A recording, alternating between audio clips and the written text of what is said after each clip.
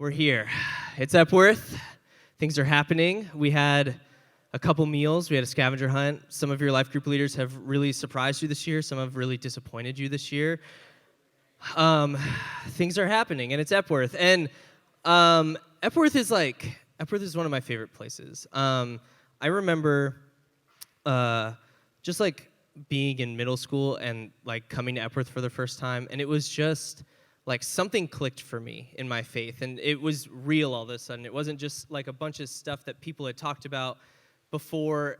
Like I felt it, and it meant something. And so my hope for you this weekend is that you have that same experience, that it becomes real for you. And I just want to say, for a lot of you, the only context you've had for Epworth is there was one guy that did this part your whole life.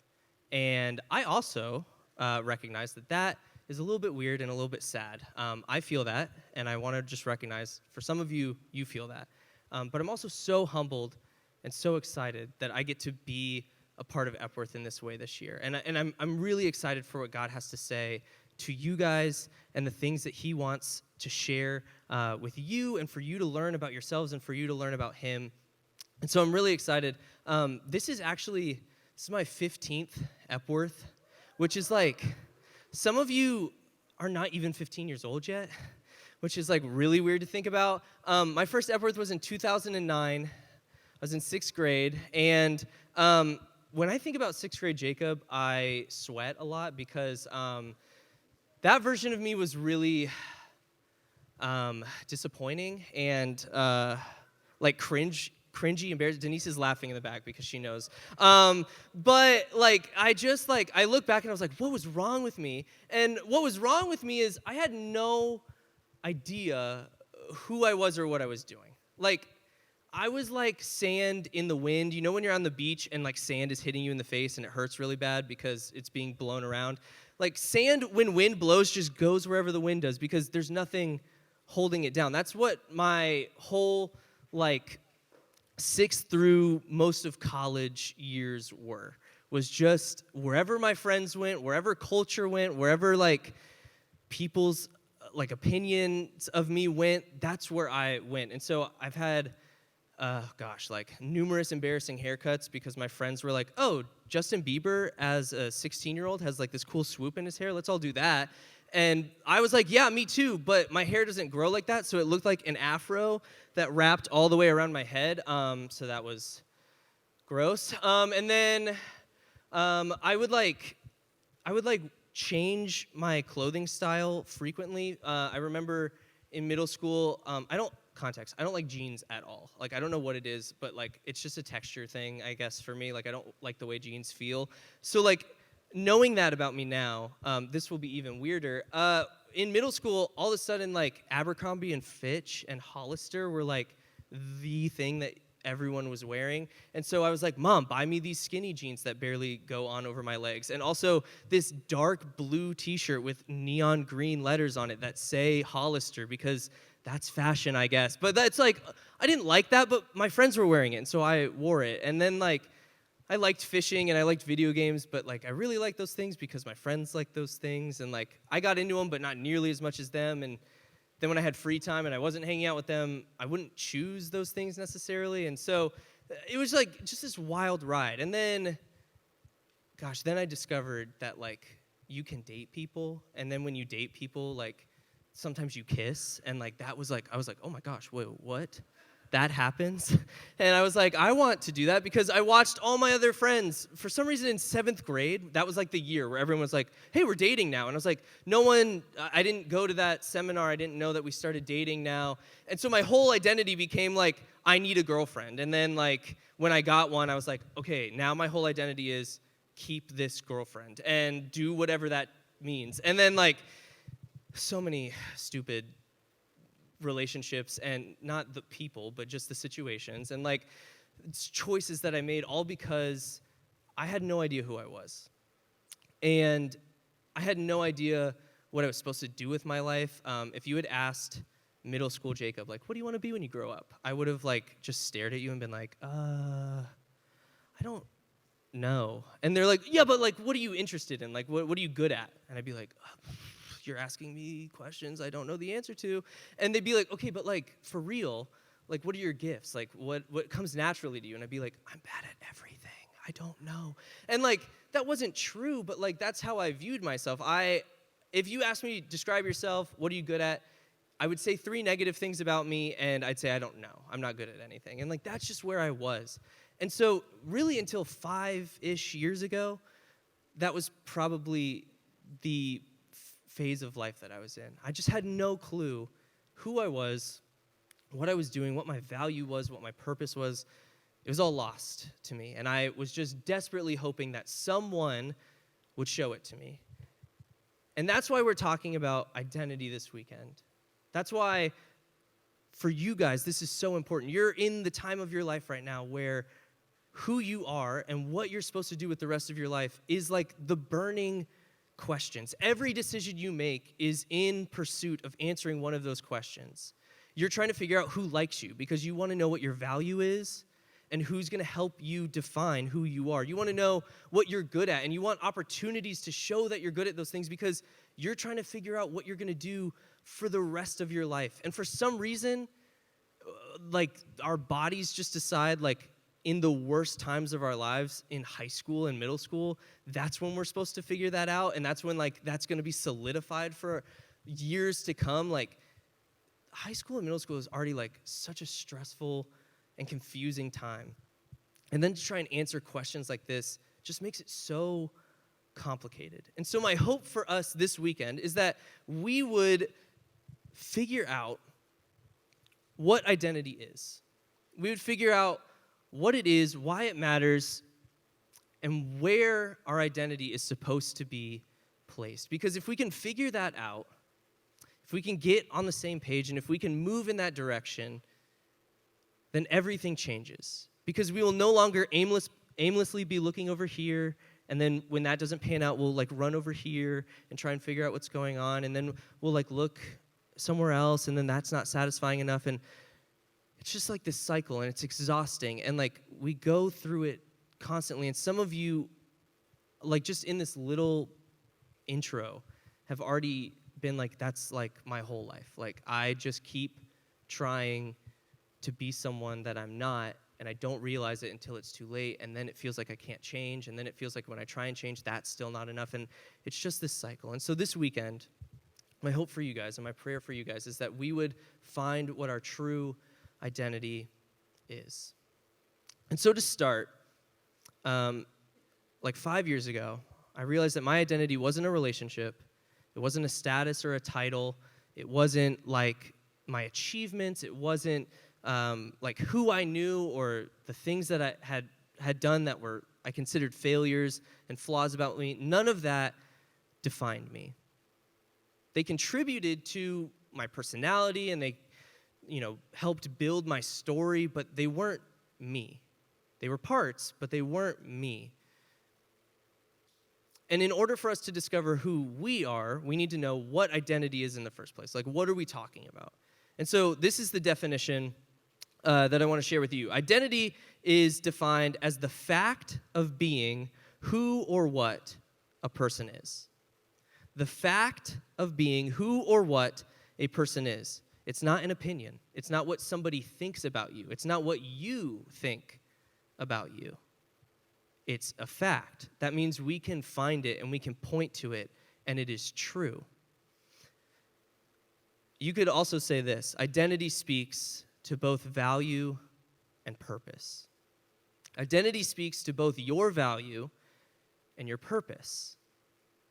Your value is what you are worth. And we know that the way that we treat things with more value is different than the way we treat things with less value, right? Like when you get a brand new phone, before you get a case on it, like you walk like this with your phone, and you're like, okay, and I'm gonna set it down slowly, and no one touch it, like I don't wanna smudge it or anything. But when we have a phone that's already cracked, we just like toss it around, and we're like, oh, here, use my phone, and we're like, it's fine, like whatever, and like we just don't care because its value is not as high as a new phone.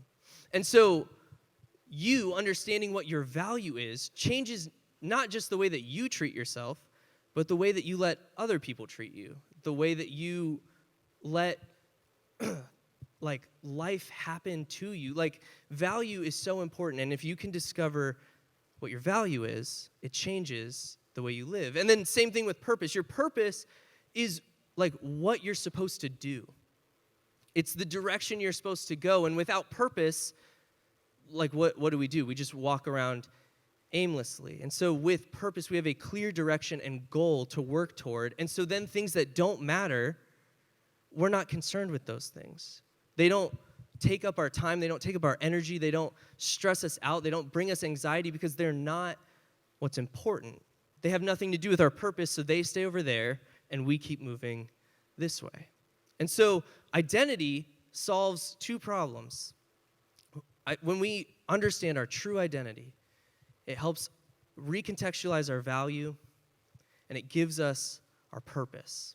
And so we are going to look at the creation story, because here's something really important. Only the Creator can assign identity to the things they create. Only the Creator can assign identity, both value and purpose, to the things that they create. And this is important because you don't define you. You might think, I know me best. That's not true. Other people don't define you. Your parents don't tell you your value and your purpose. Your friends don't. Your teachers don't. Your coaches don't. But your Creator does. And so we're going to look at Genesis 1. And up to this point, before I start, God has just created a lot of awesome things. He's created sky, light, the heavens, the earth, land, some creatures in the air, some creatures on the ground, some creatures in the sea. And things are looking good, according to God. They're looking really nice. And everything's kind of coming into place. And he gets to this point.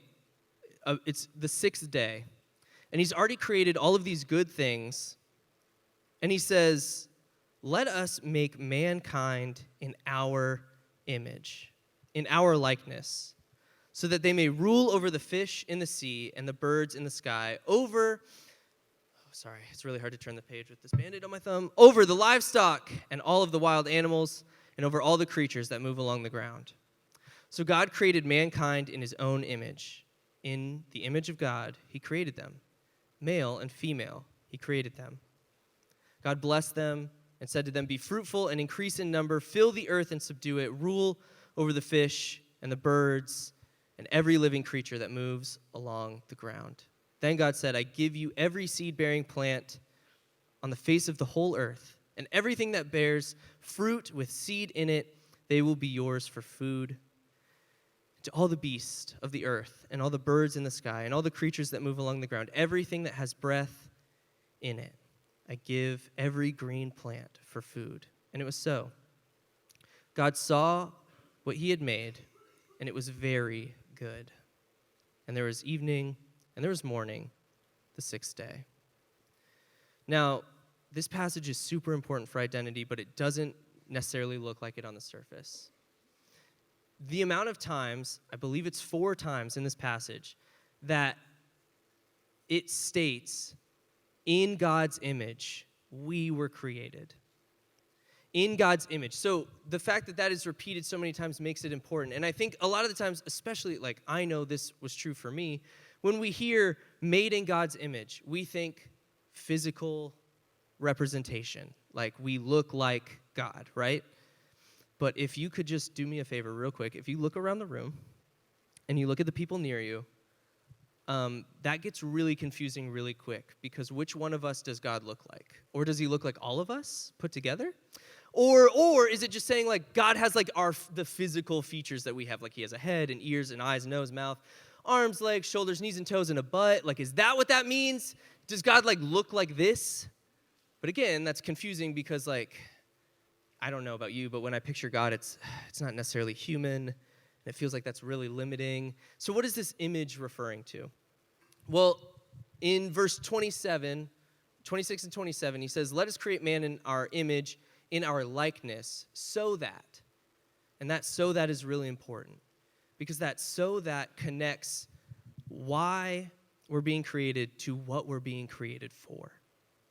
And it was so that they could rule alongside God, so that they could rule over the fish and the birds and the animals and the plants. They could rule. God created us in his image, in his likeness, as a position of authority. The first thing that this passage shows is that your value was royalty from day one. You were picked out of all of creation, out of every good thing that God had already created. If you go outside, first of all, did we see the sunset today over the river? Yeah, I know the girls did, because they all were like, I literally heard a girl scream like, where's my phone? Somebody bring me my phone. And I was like, oh my gosh, she really wants a picture of the sunset. When we look at nature, it's beautiful. And there are so many cool animals. I'm obsessed with the octopus. I think it's the coolest creature ever. If God was going to pick a creature to rule alongside him, it should have been the octopus, but he chose us out of all of creation to share authority over his creation. So your value from day one was royalty. And then that also speaks to your purpose.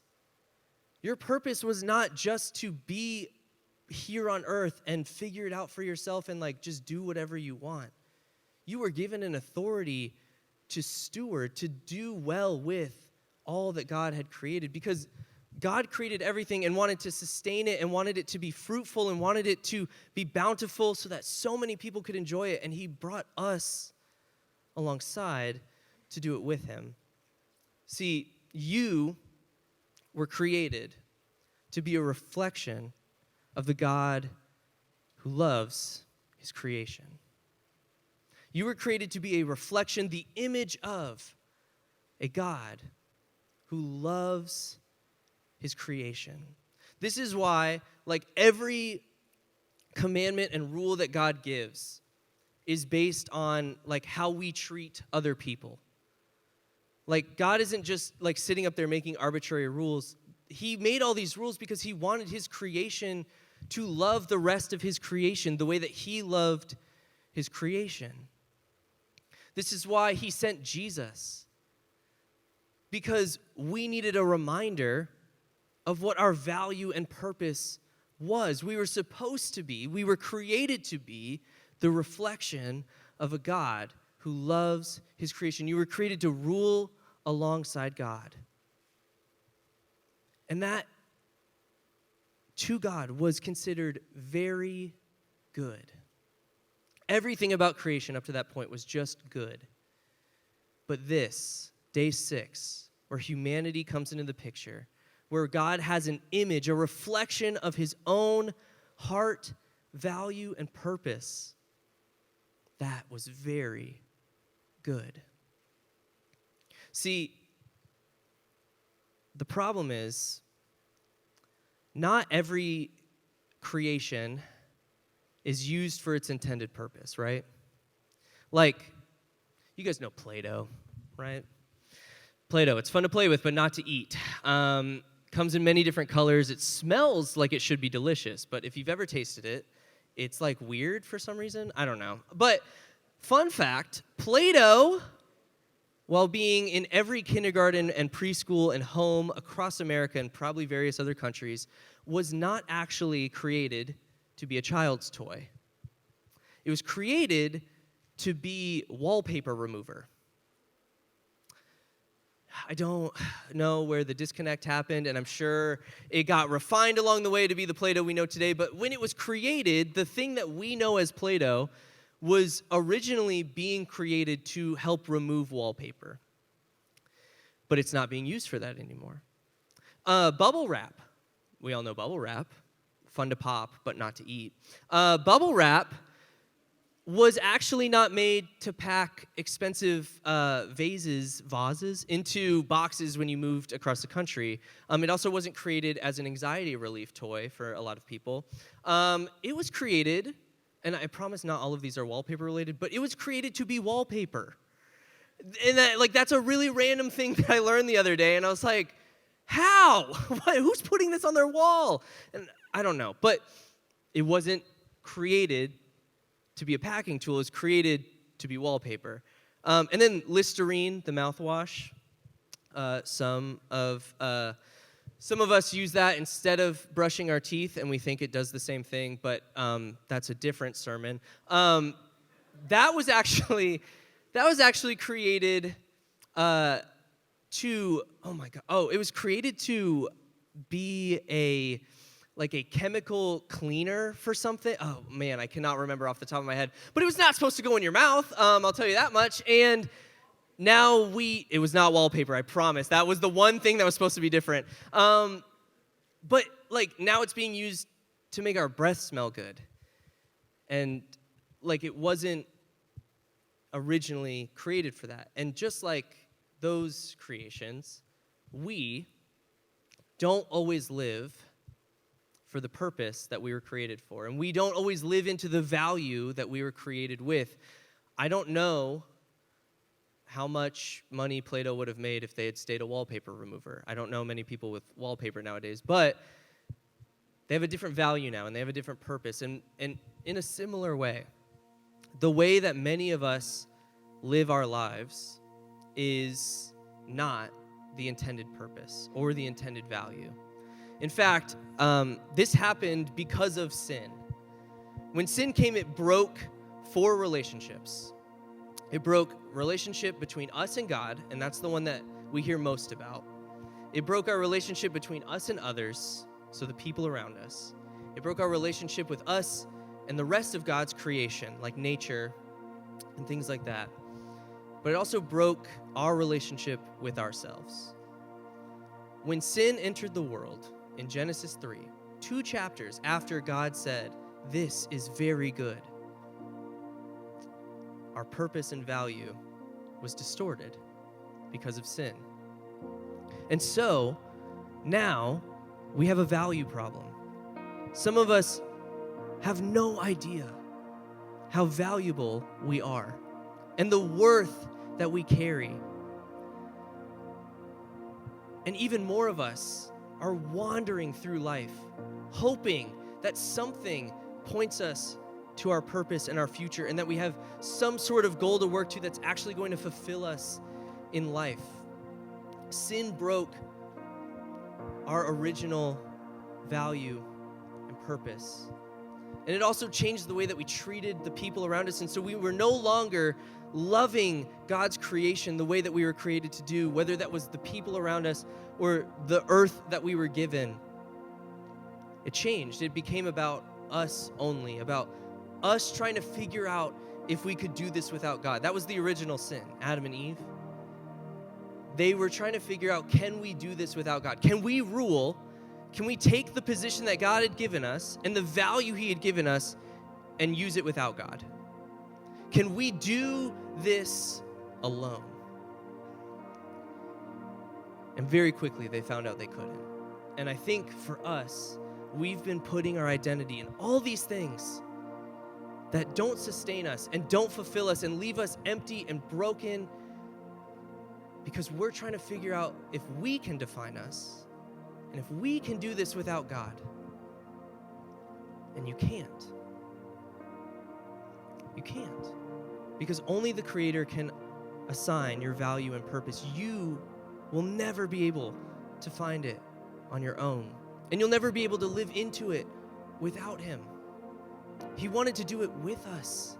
Not because he didn't trust us to do it, but because he's a God who loves us and wanted to walk alongside us through this process. We are the most authentic us when we are walking with our Creator. And so, the rest of this weekend, you're left with a question. And I want you to be really honest with yourself because, I think when we come to stuff like this, the expectation is oh, like, they want me to say that Jesus is the answer. And so, like, I'm going to say that that's the identity that I want for myself. But, like, some of you are in this room and you're like, I'm so happy with who I am. I love this version of me. Other people love this version of me. I am the life of my friend group. I am successful. I am doing the things that I want to do. And life is great. And I don't want this identity that they're talking about. You can be honest about that. I would love for you in your life groups with your life group leader to be honest about that. But the question still remains whether you're happy with who you are right now or whether you came into this weekend hoping that you're finally going to get some answers. The question remains, are you going to try to figure this out on your own? Are you going to try and put your identity in your own hands? Are you going to try to define who you are, or do you surrender to the identity that you were created to have? Do you lay down the things that you want so that God can begin to work with your original value and your original purpose again? And I feel like every time I've preached this year at United, I've talked about the same thing. Basically, I've said, are you going to do what you want to do when you want to do it, or are you going to follow God? And like, I feel like that was for a reason. I feel like we've led up to this moment where we have to ask ourselves, are you going to try and define who you are? Are you going to be satisfied with the version of you, with the life that you end up with when you do it alone? Or are you going to surrender? Are you going to surrender to the identity, the true identity that you were created to have, that value and that purpose? And you don't have to answer it right now. The goal is this whole weekend to figure that out. And tomorrow, Rachel's going to talk about a lot of the false identities that we've built on and why those aren't sustainable. And then we're going to talk about, like, what does that look like to move forward from there? And then we're going to talk about, like, when we are living the identity we're supposed to live, like, what does that even look like? And my hope is that these questions get answered. But they're only going to get answered, one, if you're honest with yourself, and two, God's not a forceful God. He's not going to come in and, like, give you some, like, magical miracle experience if you don't invite him in. And so the degree in which you're willing to be honest and to participate in what God wants for you this weekend is the degree in which he is going to speak to you. And so that's going to start as we go back into worship right now. That's going to start as we enter into God's presence through song and through praise, worshiping him for who he is and who created us to be. And in those moments, you can choose to check out. Or we can lean in and we can take hold of what God might want to do in and through our lives this weekend. Let's pray. Dear God, I thank you so much for these students, for their leaders, for the adults who gave up, like, so much of their time to make this weekend happen so that students could see who you are and who you created them to be. I thank you that you didn't just drop us here on earth and hope that we would figure it out, but that you very clearly gave us value and purpose, that you set out from minute one to show us who you were and who we were meant to be. And I just pray that these students would be honest with themselves, they'd be honest with their groups and with their leaders, and that this weekend you would show up, that you would send your Holy Spirit to do work in and through the hearts of our students and through our leaders, that you would not just bestow knowledge and really cool facts, but that our students would feel you, that they would know you, and that this wouldn't just be a tonight thing or a this weekend thing, but that this weekend would mark lasting life change. We thank you so much for who you are, for all you've done for us. It's in your name we pray. Amen.